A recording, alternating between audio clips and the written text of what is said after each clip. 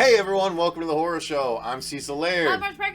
Fuego here. And we are here to review the first in the series that spawned numerous sequels and is coming back full force this year. Big time. Guys, we're here to talk about Halloween 1. Yeah. Directed by John Carpenter. And we are excited to talk about this one. So we're going to do it like we normally do our reviews. We'll do our overall thoughts. We'll talk about the story, the acting, the effects, the cinematography, all that good stuff in turn. So let me start off by saying, I have seen all the Halloweens a few times. I have not. This is the first time I have decided to go through with a really critical eye. Okay. Before it's just been, I like slashers, I'm going to watch them. Halloween 1 is... See, my phone agrees. Halloween 1 is almost a masterpiece, in my opinion. Yeah. It is one of the most well-made horror movies of all time. I'll sign on that. But it is not scary to me. So that's as much as I can say about it in the overall thoughts. Talk about how much you like Michael Myers, right? This is the big thing for you. Yes. Okay. So, I love this movie. John Carpenter did a great job. Michael Myers is the ultimate slasher in my mind because he is what is, well, can be known as the first real slasher if you think about it. Because if you don't count Texas Chainsaw Massacre, because it technically what did lay the groundwork for Michael Myers, it wasn't Michael Myers slasher what produced everything else coming after it, and they did a really good job. Also laid the framework for Final Girl as well, if you're not familiar with that. So I thought that was really cool. There was a Final Girl in Texas Chainsaw too. Yeah, but I feel like Jamie Lee Curtis really brought that out because she solidified the Final Girl in this. Yeah. So and Scream Queen. Also. And Scream Queen, yeah. So I love those aspects of Michael Myers, but Michael Myers himself is hilarious. He's funny. In this one especially. With intent. He's got jokes. He can hide like that. He can track a girl like nobody's business. Why is he tracking her? We still never really know. Not in this first one. Yeah. Not in this first one, but yeah. That's apparently not canon. In the second one, they do solidify why he's going back to her, but I think they did a really good job. I forgot how many POV shots that they actually do in the movie. Yeah. Oh, they start out with a major one. Yeah. Right, and then when you first reveal of Michael, and you're like, he's just a boy, and then you go into he's just a boy. I don't want to keep rambling, but I don't know. I really we're just talking about overall. So yeah, no, it's good. I love it. I love everything about it. I love Haddonfield. I love the acting. I love Michael. I love the story, and I love everything they did to really push this genre to the next level to get all the wonderful things out of the 80s that we got. So, Fueguissimo.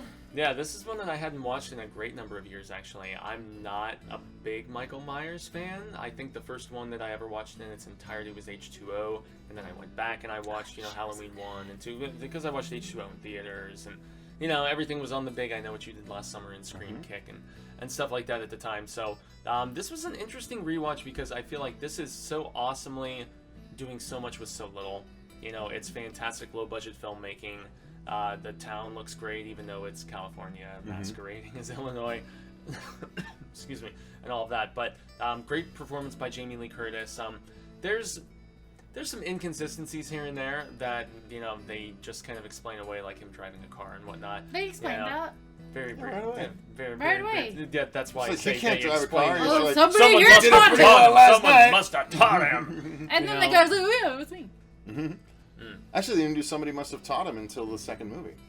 No, you say something about it. No, in the Donald first Pleasance movie. No, in says the first movie. No, he does say in the first movie. He does say it in the first movie. In the first movie? Yeah. When the guy is walking around with him? I thought that was in the second movie. No, it's because when they... He's like, well, somebody must have taught him. Yeah. It's in the first. Yeah, it was when right after he stole the vehicle, it was the next day, and the guy was like, burr, burr, burr. No. That time, the guy said, Michael Myers can't drive. He's like, he did very well last night. Like, that's all he says in the first movie. Somebody must have taught him. He says it right after. Okay. No, he was two different scenarios, but okay. Oh. Anyway, overall, it's not... I'm with Cecil in that this is more of, like, a tense thriller, like, just kind of creepy. It builds tension. Like, all of those faraway shots and then the disappearing and all that. Very effective as far as just like, you know, feeling like you're being watched and that just building tension and creepiness. It's not a gore fest. It's nothing that, I mean, honestly, with the exception of one being like pinned up on the wall kill, there's Still not even that gory. There's no memorable kills in this. It's really all about just the creep factor and the paranoia of being followed and stuff. And I feel like Jamie Lee memorable kills. doesn't. Not for me. You got the car. You got the boyfriend. The car's not You got memorable the for other me at all. girlfriend. He's like, with the ghost. He's in the ghost. It's nice stuff. seeing PJ Soul's boobs, but I mean, you know, I mean, aside from that, I mean, I don't know. This is one where perhaps for the sheer fact that I saw it so much later, it doesn't endear itself to me quite as much. But I still, the score, the just the way it's shot, Carpenter, and The his cinematography is it's crazy tremendous. good. It's tremendous. He had a Crazy very good. small team doing this. He had Tommy Lee Wallace, who ended up directing number 3, Season of the Witch, and, you know, his long-term collaborator Deborah Hill co-writing it and producing it with him. So, but he had, like, cool thing about Carpenter is he always was one of those people who had a very small inner circle of creatives that he worked with, and this really, and even down to watching The Thing in the middle of the movie, and then he goes to remake it a couple of years later, which is dope. So, I don't know, this is an excellent horror movie. It's right up there as far as that late 70s period with Phantasm for me. I still definitely prefer Phantasm, but it has that similar eerie, creepy, almost dreamy kind of vibe to it at times. Although, I don't know, totally PJ Souls. I don't know, she was dropping that totally so much when I was Totally. Oh, yeah, totally. Totally. This yeah. is like totally. And I'm like, okay. Well, those are the times, and that's how they perceived teenagers at that time. So. Totally. Totally. Totally go get me a beer, yeah. No. So, Not all right, totally let's get into the yeah. story itself, which of course is very simple.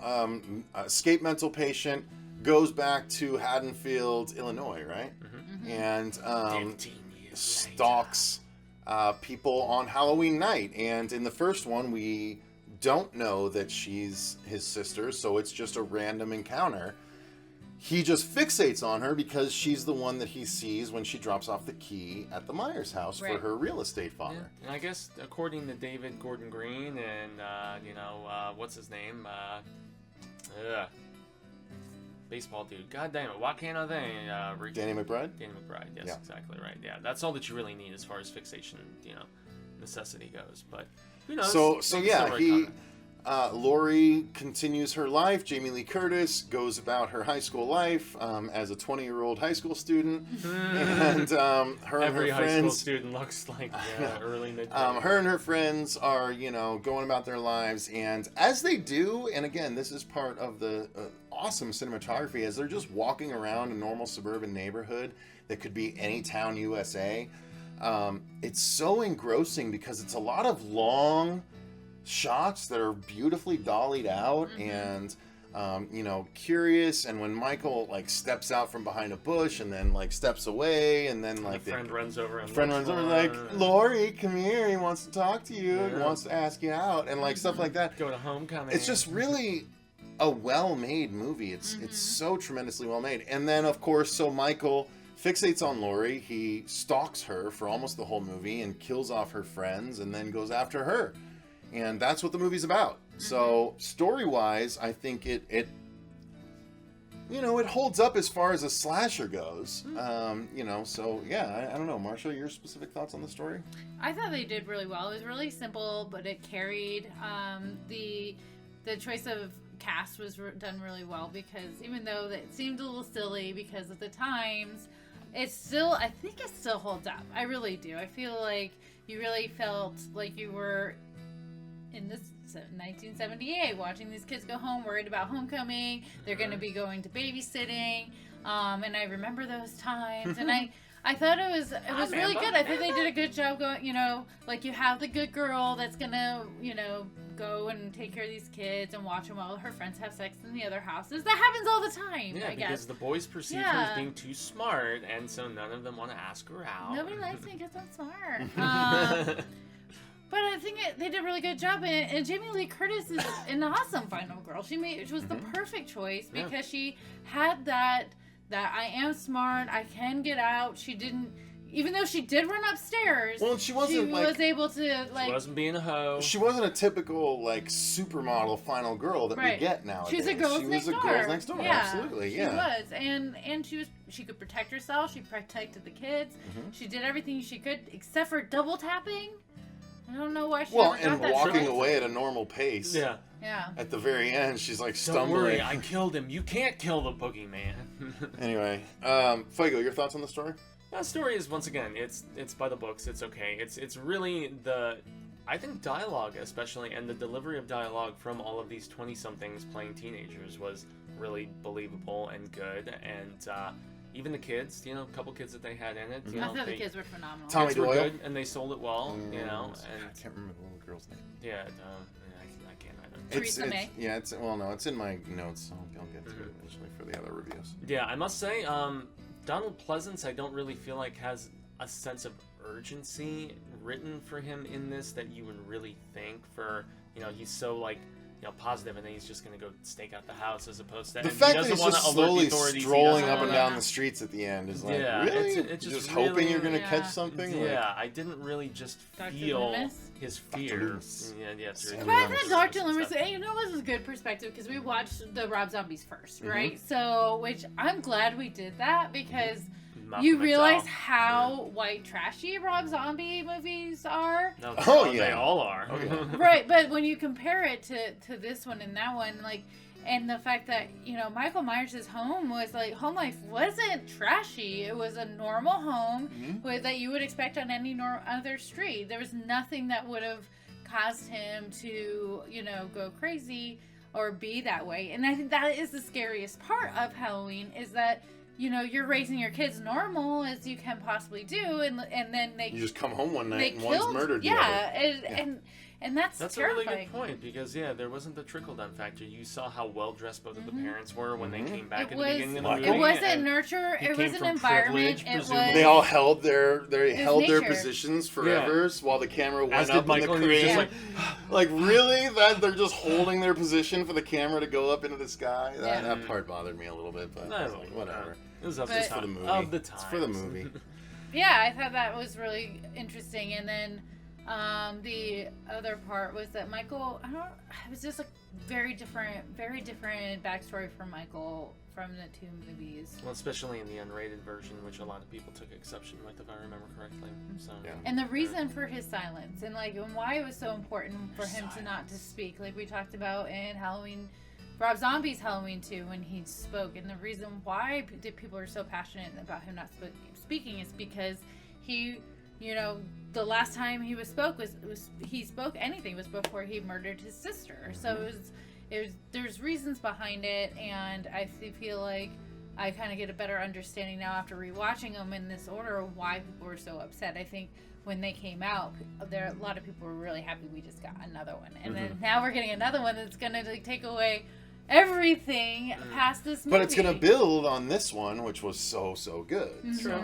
So we'll see what happens. Even though like Jamie Lee Curtis is now like 80 years old, so We'll see. We'll see how it works. So yeah, again, the story, cinematography is amazing. Story is what it is, but the cinematography is amazing. There's no real gore to speak of.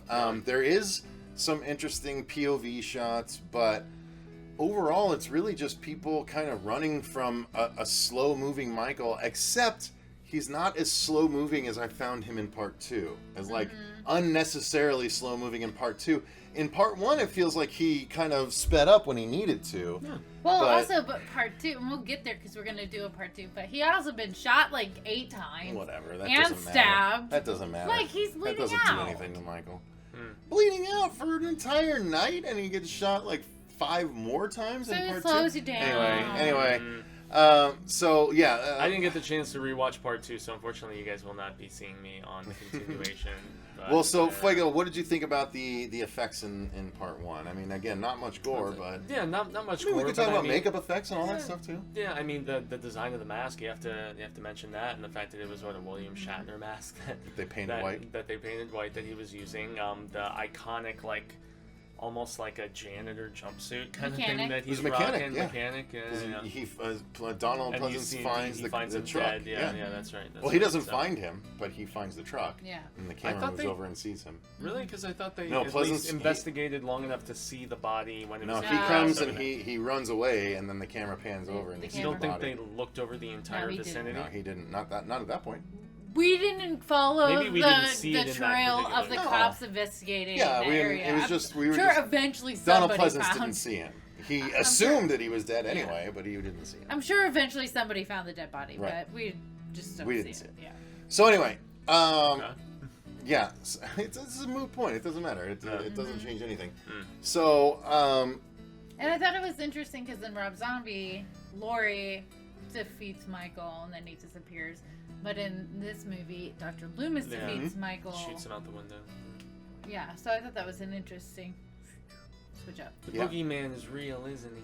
I just like remember- that line. I just remember matter that of part. fact, is. Yeah. As a matter of fact, it is. I remember that very iconically from seeing. This is another one that I saw as a very young kid, but I only caught the last 20 minutes of it. I remember very specifically when I was 9 or 10 on one of those Halloween marathon whatevers, seeing just that last her in the closet, the stabbing, him getting shot out the window. That was my first interaction with Halloween, and her talking about the boogeyman because I was scared of the boogeyman at the time. You know, I mean, I was watching those Ghostbusters cartoons and stuff, so.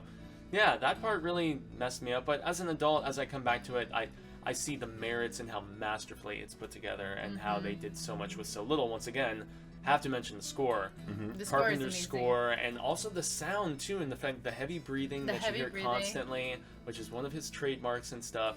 And the fact that even at the very end, you hear it when the body disappears right away. They end the movie with more heavy breathing and stuff. So. Oh, I love that, and I wanted to. I'm glad you said something because I love the way when they, like you said, when they were fading out, you just hear him breathing out into the night, and the city just gets covered with the sound.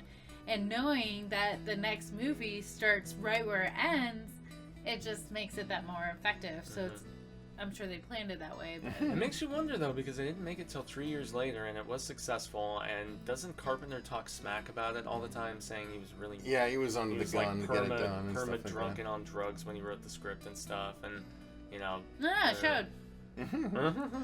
All right, guys. Well, let's see. Yeah, we talked about cinematography. Not much effects to speak of. Good makeup effects. Overall, we all really like this movie. I mean, it stands up to the test of time. It does. It's just not scary to me anymore, and it No, never no. really No, was. I mean, to me, I think when I first watched it, yes, it was because to me, I'm like, somebody's stalking you. The boogeyman's coming after you. He's gonna kill Somebody you and stalks everybody, me. you know, in love or whatever, and how easy it is for him to get in and just attention and I don't know, but that has a comedic aspect on it too, which was fun. So I don't know. I like Michael. I like to watch him in the dark. All right. Nah. Fuego, any final thoughts from you? This is a series that I have not watched the entirety of, actually. The only ones that I haven't seen, though, are 4, 5, and 6, which we've talked about, you know. So, yeah, it'll be interesting to hopefully jump on the remainder of these, aside from those. So, yeah. All right. Well, thank you guys very much for watching. Let us know in the comments down below how much you love Halloween, because it appears everyone just loves the first Halloween, no matter what. So let us know why in the comments down below. Until next time, I've been Cecil Laird. I'm March Parker. Gracias, up in Jaime and Fuego. Thank you very much to all of our patrons. The link is in the description box to join our Patreon. You can support the channel and choose what movies or comics or video games we review. Thank you very much to those of you that are doing that. But until next time, remember, stay scared.